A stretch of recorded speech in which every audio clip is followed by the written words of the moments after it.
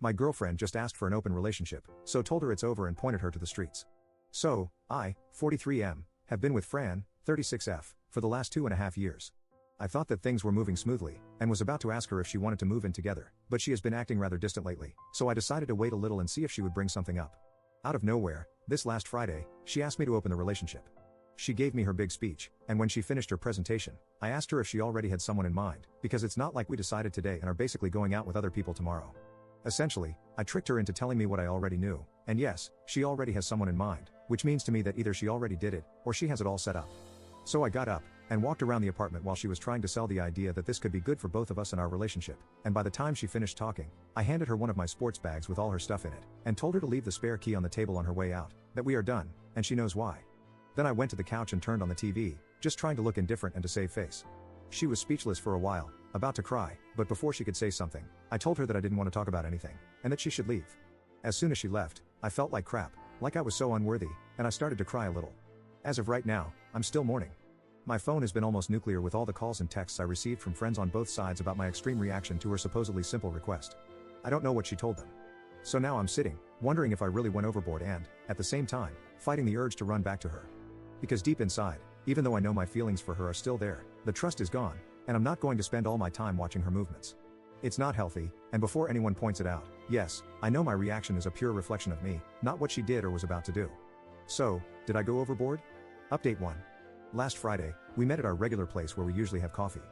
From a distance, she looked great, so great that I just wanted to forget everything that happened and drag her back to my place. It actually took a lot of restraint to not do it. When I got close to her, I noticed her sadness, and she still had her eyes irritated from crying. We sat, and before she could say a word, I asked her to tell me the entire story, and pleaded with her not to leave anything out. I needed to hear it all, and then I would ask her a few questions, needing the entire truth. The story was pretty basic. About 2 months before she asked for the open relationship, on her girls' dancing night out, they met this exotic, good-looking guy. During the first month, he was the new flavor that all the single friends in the group were trying out, which led to girls talking and sharing experiences. Eventually, this guy, who was having his way with all the girls around him, set his eyes on Fran, and began to flirt with her, taking her to the dance floor and having fun. Well, here is where she should have stopped things, because we had an agreement about dancing nights. She was supposed to stay away from any guys that made a move on her because, let's face it, we guys are always looking for something more, and it's pretty rare that a guy only wants to dance. Anyway, because of the excitement, she went for it, enjoyed the attention of this guy, and had a great time dancing. Looking at the timeline, this was around the time I noticed that Fran was becoming distant. Moving forward a few weeks, her friends were sharing more intimate stories about this guy, and it got into her mind. She found herself fantasizing about being with him, and he was trying to make a move on her too, but from what she told me, she didn't go for it because she was with me. Drinks and drunken friends are bad counselors, and once the idea of opening the relationship came out, they spent over 2 weeks chatting about how to convince me.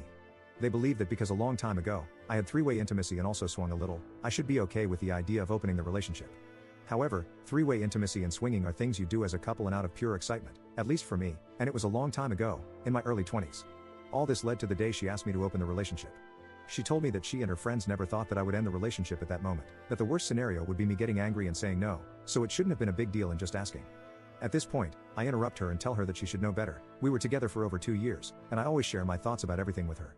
For context, maybe about a year ago, we had a couple of friends in a similar situation. For about a month, that was the main discussion in our group of friends, and every time it was brought up, I said that if one person in a committed relationship wants to be with other people, then that person should just break up and leave. Anyway, I explained to her that I didn't break up with her because of the question. I did it because there was already a guy. So, for me, that was a major trust issue. If this concern had arisen naturally, maybe we could have worked it out. In the worst scenario, perhaps we could have found an alternative. But the way things were, it was a red flag for me. We went around the topic for a while, and then I began to question her. Basically, I asked if she was intimate with him at some point, and she said she wasn't. If she developed some feelings for him, she didn't. And lastly, if she has seen this guy again, and that was also a no. Even if that isn't much, it was a small relief, but I explained to her that I can't go back to her, and that I need to close this for my own health. Also, I told her that we share a lot of friends, and I don't want to lose any of them because of this.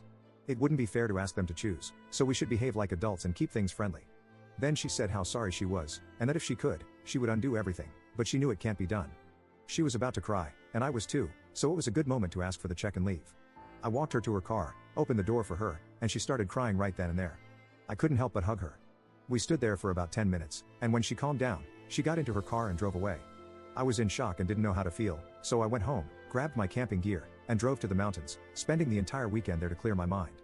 Early this morning, I was driving back to the city, and the moment my phone grabbed a signal, it got flooded with messages from friends and family, all worried because I basically disappeared without telling anybody.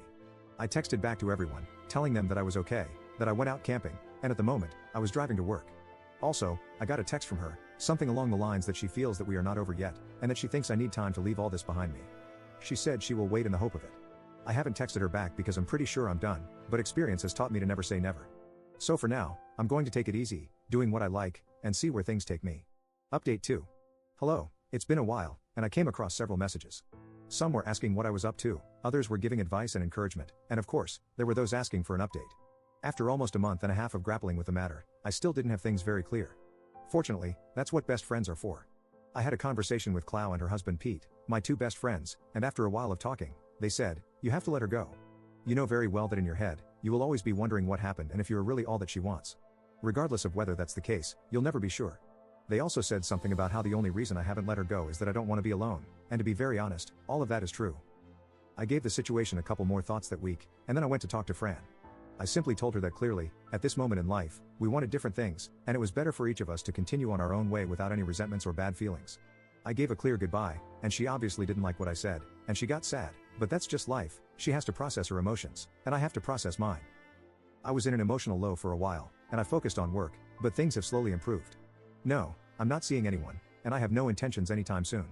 I think it's a good opportunity to behave like an immature 15-year-old in the body of a 43-year-old, play video games, go camping, and be the envy of all my friends whose wives or partners don't let them go out to play.